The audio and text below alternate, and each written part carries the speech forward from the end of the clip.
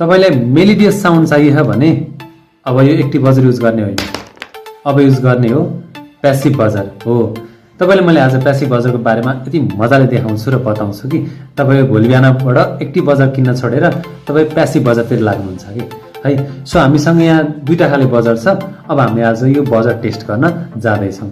So hello everyone, म पूजन Bhusal Nepal take रोबोटिक्सदेखि आज हामी यो दुईटाको फरक के छ त भन्ने कुरा त सिकौँ र दुईटाको साउन्ड टेस्ट पनि गरौँ है त।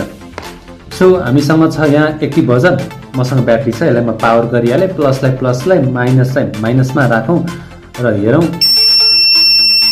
यो बज्यो।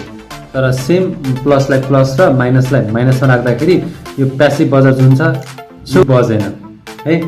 सो बजर भन्ने कुरा त पावर दिनु बज्नु पर्ने हो, त्यो बज्छ तर एक्टिभ बजर बज्छ, प्यासिभ बजर चाहिँ बज्दैन। अब यो प्यासिभ बजर किन बजेन भन्दाखेरि यो एक्टिभ बजर भन्दा प्यासिभ बजरमा एउटा एक्स्ट्रा कुरा के राखेको हुन्छ, ओसिलेटर। यहाँभित्र ओसिलेटर राखेको हुन्छ, जुन कुरा ओसिलेट गर्नको लागि चाहिँ यसमा रेगुलर सिग्नल आउनुपर्छ।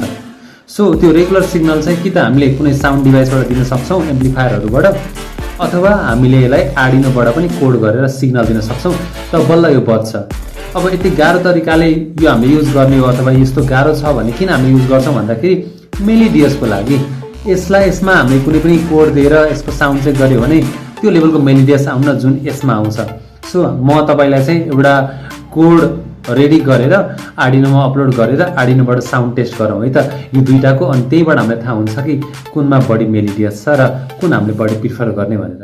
हामीसँग यहाँ आर्डिनो छ र मैले एउटा ट्विङ्कल वाला चाहिँ जुन कोड छ त्यो कोड मैले यसमा अपलोड गरेको छु।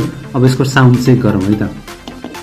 सो 8 नम्बर 3 मा हामीले सुरुमा एक्टिभ बजर राख्छौँ, एक्टिभ बजरको पोजिटिभ 8 नम्बरमा र नेगेटिभ ग्राउन्डमा।